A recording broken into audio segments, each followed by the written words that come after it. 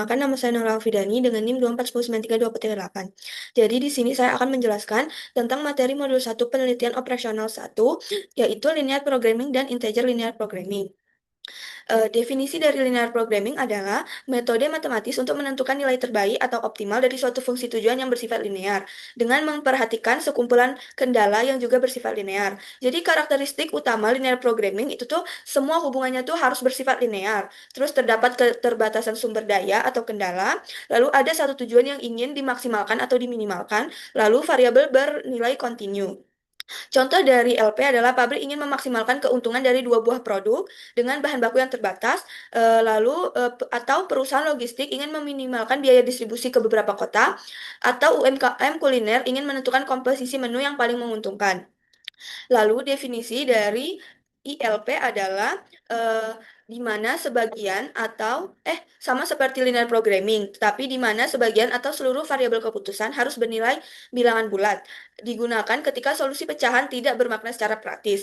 Jadi terdapat perbandingan antara linear programming dan integer linear programming, yaitu dari aspek tipe variabel, metode penyelesaian, contoh penggunaan, kemudahan komputasi, dan juga solusinya yang tertera pada di layar. Lalu komponen dalam linear programming itu ada empat. Yang pertama variabel keputusan, yang kedua fungsi tujuan, yang ketiga kendala, dan yang keempat non-negativity constraint. Yang pertama variabel keputusan, yaitu besaran yang nilainya akan ditentukan. Biasanya itu dilambangkan dengan X1, X2, sampai ke Xn. Contohnya tuh X1 tuh jumlah produk A dan X2 tuh jumlah produk B. Lalu yang kedua fungsi tujuan, yaitu persamaan linear tuh ingin dimaksimalkan atau diminimalkan. Contohnya maksimal Z sama dengan 5x1 ditambah 4x2. Jadi itu adalah laba per unit dikali jumlah unitnya. Lalu yang ketiga kendala atau constraint. Itu tuh adalah batasan sumber daya berupa pertidaksamaan linear. Contohnya 6x1 ditambah 4x2 kurang dari sama dengan 120. Jadi kapasitas mesin itu adalah 120 jam per minggu. Lalu ada non-negativity constraint. Jadi variabelnya tidak boleh negatif karena tidak ada produksi yang negatif. Misal memproduksi -1, jadi tidak akan ada itu. Jadi bentuknya adalah X1 lebih dari sama dengan 0 dan X2 lebih dari sama dengan 0 sampai berapa jumlah variabel keputusan yang digunakan. Lalu ada bentuk standar linear programming. Dari bentuk umumnya yang dapat dilihat pada layar seperti ini, ingin memaksimalkan atau meminimalkan, dan ada constraint serta non-negativity. Kendalanya tuh bisa kurang dari sama dengan, lebih dari sama dengan, atau juga sama dengan. Lalu kita bentuk standarkan seperti yang di bawahnya. Karena di atasnya itu adalah kurang dari sama dengan, maka bentuk standarnya adalah dengan menambahkan variabel slack. Lalu cara transformasi ke bentuk standar yaitu jika dia kurang dari sama dengan maka tambahkan variabel slack. Jika dia lebih dari sama dengan maka kurangi variabel surplus dan tambahkan variabel artifisial. Lalu jika sama dengan tambahkan variabel artifisial saja. Jika minimasi kalikan dengan fungsi tujuan -1, dan variabel negatif substitusi dengan xj sama dengan xj min xj. Contoh transformasinya adalah 6x1 ditambah 4x2 kurang dari sama dengan 120. Jadi bentuk standarnya yaitu dengan menambahkan variabel slack. Lalu macam-macam solusi dalam linear programming. Ada 5 solusi, yaitu solusi feasible, optimal, infeasible, unbounded, sama degenerasi. Jadi feasible adalah solusi yang memenuhi semua kendala. Jadi disinilah solusi optimal itu dapat ditemukan. Lalu yang kedua ada solusi optimal, eh, solusi feasible yang memberikan nilai tujuan terbaik, di mana yang paling maksimal atau yang paling minimal. Lalu ada solusi infeasible, yaitu tidak ada solusi yang memenuhi semua kendala. Terjadi bila kendalanya tuh saling bertentangan. Yang keempat adalah solusi unbounded, yaitu fungsi tujuan tuh dapat meningkat atau menurun tanpa batas, biasanya karena salah model pada perumusan.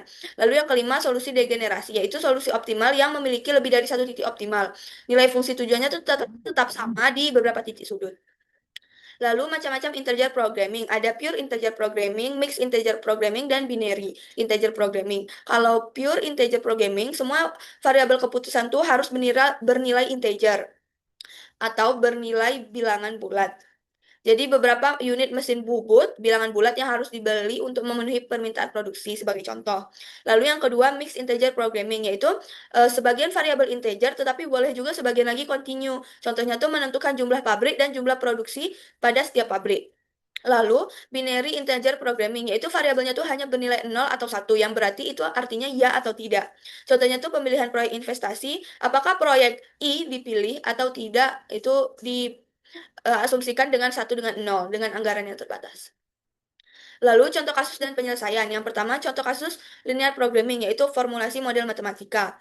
Ini soalnya mengenai UMKM tas kulit. Sebuah UMKM memproduksi dua jenis tas. Tas kerja itu disebut X1, tas kasual yaitu X2 dengan keuntungan per unit 50.000 dan 40.000 kasual. Setiap tas kerja membutuhkan 2 jam jahit dan 1 jam finishing. Setiap tas kasual membutuhkan 1 jam jahit dan 2 jam finishing. Kapasitas mingguan jahit 40 jam, finishing 50 jam. Tentukan jumlah produksi. Jadi dapat kita ketahui bahwa kita menentukan variabel keputusannya yaitu X1 adalah jumlah tas kerja yang diproduksi per minggu dan juga X2 itu jumlah tas kasual yang diproduksi per minggu. Dengan fungsi tujuan yaitu memasukkan keuntungan per unit tadi dikalikan dengan variabel keputusannya. Jadi maksimal Z karena ingin mengambil keuntungan maksimal, mencari keuntungan maksimal, jadi 50.000 X1 ditambah 40.000 X2. Dengan kendalanya yaitu 2 X1 ditambah X2 kurang dari 40 untuk kapasitas jahit, X1 ditambah 2 X2 kurang dari sama dengan 50 untuk kapasitas finishing, dan ditambahkan kendala non-negativity. Jadi kita menggunakan penyelesaiannya dengan metode grafik, karena masih dengan dua persamaan. Jika lebih dari dua persamaan, maka baru tidak boleh menggunakan metode grafik, yaitu menggunakan metode simplex. Jadi kita gambar dulu garis kendala yang pertama di titik 20,0 dan 0,40, lalu garis kendala kedua di 50,0 dan 0,25. Identifikasikan daerah visibelnya dengan semua daerah yang mengenai irisan. Uji titik, lalu pilih nilai dengan Z tertinggi yaitu sebagai solusi optimal. Jika kita sudah membuat grafiknya, didapatlah titik sudut yang memenuhi eh, di daerah visible, yaitu 0,0, 20,0, 10,20, dan 0,25.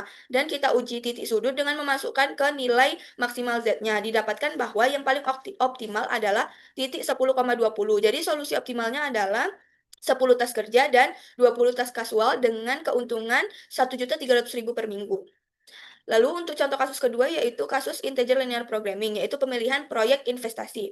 Pemilihan proyek UMKM. Seorang pengusaha memiliki anggaran 7 juta untuk investasi. Tersedia 4 proyek potensial. Setiap proyek hanya bisa dipilih atau tidak menggunakan binary. Tentukan proyek mana yang dipilih agar keuntungannya itu maksimal. Jadi, proyeknya tuh ada pengembangan website, mesin produksi baru, pelatihan SDM, ekspansi toko. Dengan variabel keputusannya tuh kita namakan dengan Y1, Y2, Y3, dan Y4 dengan investasi dan keuntungannya itu terlampir pada layar. Lalu kita modelkan matematikanya yaitu max Z sama dengan 5Y1 ditambah 4Y2 ditambah 3Y3 ditambah 6Y4 karena didapat dari keuntungannya. Lalu kita kendalanya yaitu 3Y1 ditambah 2Y2 ditambah Y3 ditambah 4Y4 kurang dari sama dengan 7. Lalu 1 berarti proyek dipilih dan 0 berarti proyek tidak dipilih.